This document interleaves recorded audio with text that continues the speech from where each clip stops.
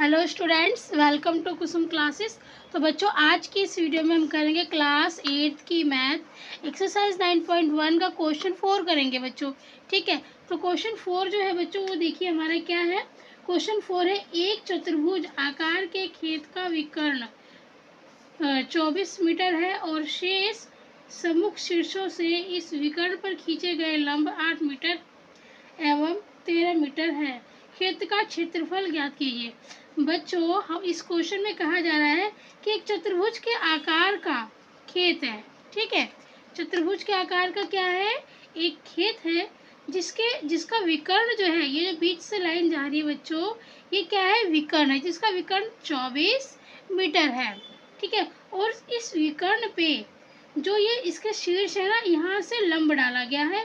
एक 13 मीटर का लंब है और दूसरा लंब है बच्चों 8 मीटर का लंब। इस विकर्ण पे दो लंब डाले गए हैं, एक 13 मीटर और 8 मीटर। ठीक है बच्चों, तो क्वेश्चन में हमसे पूछा क्या जा रहा है कि खेत का क्षेत्रफल ज्ञात कीजिए। अब हमसे क्या पूछा जा रहा है, क्षेत्रफल पूछा जा रहा है। ठीक है बच्चों, तो ये आकृति कोई विशेष आकृति नहीं है। देखिए बच्चों, जो ये आकृति है ना, इस आकृति में देखिए, अगर आप इस विकर्ण को देखते हो तो ये विकर्ण क्या कर रहा है, ये विकर्ण क्या कर रहा है, इस चतुर्भुज को दो त्रिभुजों में बांट रहा है। ठीक है ना, ये विकर्ण क्या कर रहा है, एक त्रिभुज इधर बन गया हमारा और एक त्रिभुज इधर बन गया, है ना। इस विकर्ण ने इस चतुर्भुज को दो त्रिभुजों में बांट दिया। एक त्रिभुज हमारा इस तरीके से बन गया और एक त्रिभुज हमारा इस तरीके से बन गया। ठीक है बच्चों, तो हम क्या करेंगे, इसमें त्रिभुज का हम क्षेत्रफल लगा सकते हैं। त्रिभुज का क्षेत्रफल पता है आपको कितना होता है? त्रिभुज का क्षेत्रफल होता है 1/2 ब्रेथ इंटू हाइट, मतलब चौड़ाई इंटू ऊंचाई। 1/2 चौड़ाई इंटू ऊंचाई। तो बच्चों, इस क्वेश्चन को हम इसी तरीके से करेंगे, त्रिभुज का क्षेत्रफल का फार्मूला लगा के। ठीक है, तो देखिए हम यहाँ पे इसका आंसर स्टार्ट कर रहे हैं बच्चों।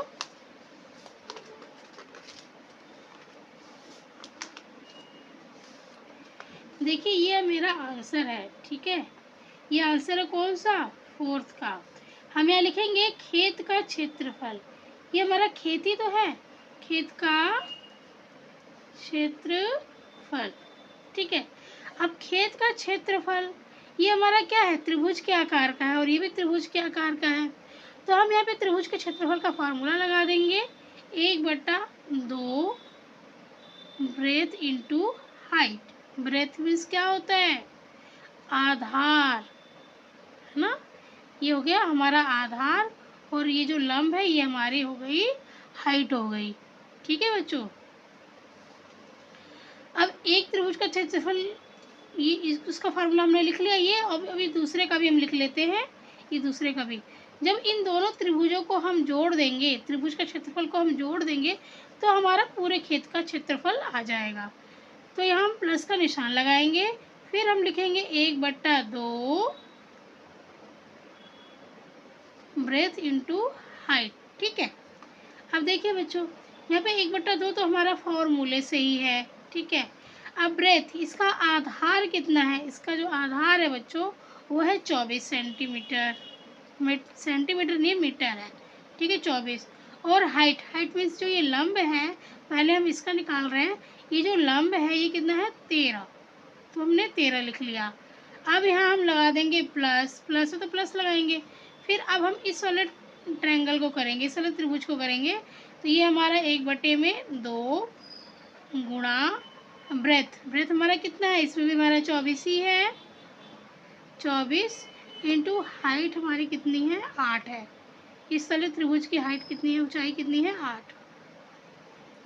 ठीक है, अब यहाँ पर देखिए जो कटेगा ना बच्चों, हम उसको क्या करेंगे, काट देंगे।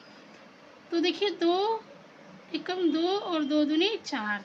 यहाँ पर भी कुछ कट रहा है, देखिए 2 एकम 2, 2 एकम 2, 2 दूनी 4। जो कटा हमने काट दिया। ठीक है, अब जो बचा हम उसको कर लेंगे। यहाँ पे कितना बचा है, 1 गुणा 12 गुणा 13 बचा है। तो 1 गुणा 12 गुणा 13 ये बचा है, और जमा में फिर यहाँ पर भी हम जो बचा है वो लिख लेंगे, 1 गुणा 12 गुणा 8। जो बचा हमने वो लिख लिया। ठीक है, अब देखिए 1 को अगर 12 से गुणा करोगे बच्चों तो 12 ही आएगा। 1 को 12 से गुणा किया तो 12, और 12 और 13 को जब हम गुणा करेंगे, चलिए हम करके यहाँ देखते हैं कि 12 और 13 को हम गुणा कर रहे हैं तो देखते हैं कितना आता है। 3 दूनी 6, 3 एकम 3, 1 दूनी 2, 1 एकम 1, फिर 6, 3 2 5 और ये 1, 156 हो गया। 156 हो गया। ये बीच में प्लस लगा देंगे। अब 12 अट्ठे कितना होता है? 12, देखिए 1 को 12 से गुणा करोगे तो 1 को 12 से गुणा करोगे तो 12 ही आएगा। 12 को 8 से गुणा करोगे तो 12 अट्ठे 96 आ जाएगा। अब हम इन दोनों को प्लस कर लेंगे बच्चों, तो ये 156 था। अब 156 में मैं अगर 96 को प्लस कर लेती हूँ तो देखिए 6 6 12 का 2 हासिल 1, 9 और 1 10 5 15 का 5 हासिल 1 2 हो जाएगा। ठीक है, ये हमारा हो गया 252। कितना हो गया हमारा? 156 में मैंने 96 प्लस किया तो बच्चों मेरा 252 हो गया। और ये इसकी इकाई जो दी हुई है मीटर में दी हुई है, तो यहाँ मीटर आ जाएगा। और आपको याद रखना है कि जब भी हम क्षेत्रफल निकालते हैं तो वहाँ पे स्क्वायर जरूर आ जाता है। ठीक है, तो ये 252 मीटर स्क्वायर हमारा आंसर इसका हो जाएगा। बहुत ही आसान क्वेश्चन था बच्चों। इसमें हमने कुछ भी नहीं किया, सिर्फ दोनों त्रिभुजों, इस त्रिभुज का क्षेत्रफल और इस त्रिभुज का क्षेत्रफल हमने लिखा। उनको जो भी हमें यहाँ दिया गया है उनके माप जो दिए गए हैं उनको हमने पुट किया और फिर हमने दोनों को प्लस कर दिया और हमारा आंसर आ गया। ठीक है बच्चों, तो ये हो गया हमारा 4th।